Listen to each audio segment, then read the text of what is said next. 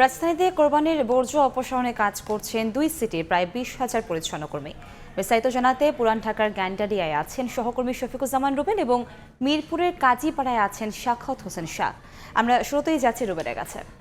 রুবেল, 12 ঘন্টার মধ্যে কোরবানির বর্জ্য অপসারণের টার্গেট নিয়ে সিটি কর্পোরেশনের কর্মীরা কিন্তু কাজ করে যাচ্ছেন। আমরা দেখছি সকাল থেকেই তারা কিন্তু তাদের টার্গেট পূরণে কর্মব্যস্ত হয়ে পড়েছেন এবং এখন পর্যন্ত আপনারা জানেন যে 12 ঘন্টার অনেকটা সময় বাকি। তারপর আমরা দেখছি যে সাধ্যমতো সিটি কর্পোরেশনের কর্মীরা কাজ করে যাচ্ছেন। আমি দক্ষিণ সিটির রয়েছি গ্যান্ডারি এলাকায়। আপনারা জানেন যে দক্ষিণ সিটিতে মোট কোরবানির বর্জ্য অপসারণে 10,000-এর অধিক জনবল মাঠ পর্যায়ে কাজ করছে।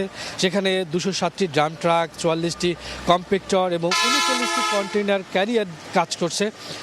এখানে মূলত 75টি ওয়ার্ডে 2069টি যানবাহন মূলত এই যে কোরবানির যেই বর্জ্য আছে, যে ময়লা আবর্জনাগুলো আছে, সেগুলো পরিষ্কার পরিচ্ছন্নতার কাজ করছে। আপনারা দেখতেই পাচ্ছেন সকাল থেকে একদম এই পরিচ্ছন্নতা কর্মীরা তারা কিন্তু তাদের যে সর্বোচ্চটা দিয়ে চেষ্টা করে যাচ্ছেন এবং যেটা বলছিলেন এই উপদেষ্টা আসিফ ভুঁইয়া যে এই 12 ঘন্টার মধ্যেই তারা টার্গেট নিয়ে কাজ করবেন। যদি কষ্টসাধ্য হয় রাতের মধ্যেই মূলত প্রথম দিনে যেই বর্জ্য সেগুলো অপসারণ করে দেবেন।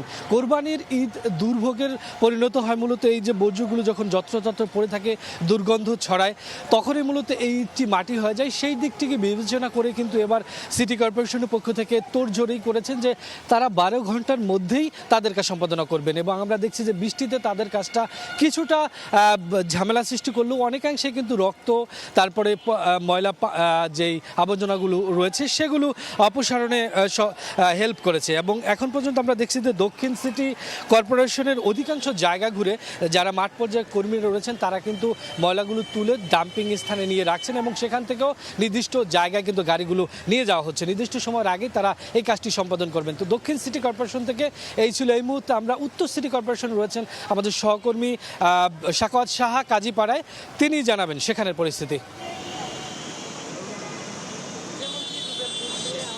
ঈদ আসলেই কিন্তু স্বাভাবিকভাবেই যে বিষয়টি অপরিহার্যভাবে চলে আসে সেটি হচ্ছে কোরবানির যে পশুর বর্জ্য ব্যবস্থাপনা কিংবা বর্জ্য অপসারণের যে ব্যাপারটি, সেটি এই মুহূর্তে আছি কাজীপাড়া এলাকায়। আমরা শেরোপাড়া এলাকাতেও কিছুক্ষণ আগে ছিলাম। মিরপুরের এই অত্র এলাকায় কিন্তু ইতোমধ্যে শুরু হয়ে গেছে বর্জ্য অপসারণের যে বৃহৎ কর্মযজ্ঞ। আমরা যেমনটি লক্ষ্য করেছি এই এলাকায় যেটি হয়েছে, আশেপাশের এলাকা থেকে যে ছোট পিক আপ আছে সেগুলো বিভিন্ন এলাকার অলিতে গলিতে যাচ্ছে এবং সেই অলিতে গলিতে যাওয়ার পর সেখান থেকে যে কোরবানির পশুর বর্জ্যগুলো আছে সেগুলো তারা সংগ্রহ করছে। সংগ্রহ করার পর তারা মূল রাস্তার যে মূল সড়কের মধ্যে তারা আসছে এবং আসার পর সেখানে সেই ছোট ছোট পিক আপের যে বর্জ্যগুলো তারা সেখানে ফেলছে। এবং আমরা এখানকার যারা কর্মীরা এখানে কাজ করছে তাদের সাথে কথা বলেছিলাম।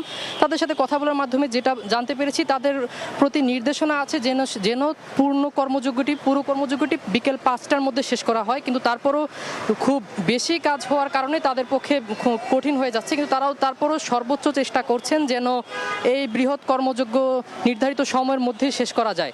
এরপর এখানে তারা অপেক্ষা করছেন। তারা বলছেন এখানে তাদের কাজটি শেষ হওয়ার পরে সিটি কর্পোরেশন থেকে একটি ডাম্পিং কার আসবে, সেই গাড়িগুলো এখানকার যে এত বর্জ্য এখানে পড়ে আছে সেগুলোকে তারা তুলে নিয়ে যাবে এবং পরবর্তীতে সেটা যে মূল স্থান সেখানে সবকিছু অপসারণ করে ফেলা হবে। এছাড়াও আমরা যেমনটি দেখতে পাচ্ছি এখানে বর্জ্য রাখার কারণে পথচারী যারা আছেন তাদের ক্ষেত্রে আসা যাওয়ার ক্ষেত্রে খুবই সমস্যা আছে। পরিবেশ দূষণের যে ব্যাপারটি সেটি তো আছেই, সেই সাথে যেহেতু এখানে ফুটপাত সরু হয়ে গেছে বর্জ্য ফেলার কারণে, সেক্ষেত্রে তাদের হাঁটা চলার ক্ষেত্রেও বেশ খানিকটা বেগ পেতেই হচ্ছে। সেই সাথে মূল সড়কে আসার কারণেও, মূল সড়কে গাড়ি চলে আসার কারণেও এবং ময়লা বর্জ্য অপসারণ এগুলো থাকার কারণেও কিন্তু যে গাড়ি আছে তারাও কিন্তু রাস্তা সংকুচিত হওয়ার কারণে খুব সমস্যাই হচ্ছে এখানে গাড়িগুলো চলাফেরার ক্ষেত্রে। তো মিরপুর কাজীপাড়া এলাকা থেকে এই ছিল আমার কাছে সর্বশেষ। বর্জ্য অপসারণে কাজ করছেন পরিচ্ছন্ন কর্মীরা, সেই খবরে জানাচ্ছিলেন আমাদের সহকর্মীরা।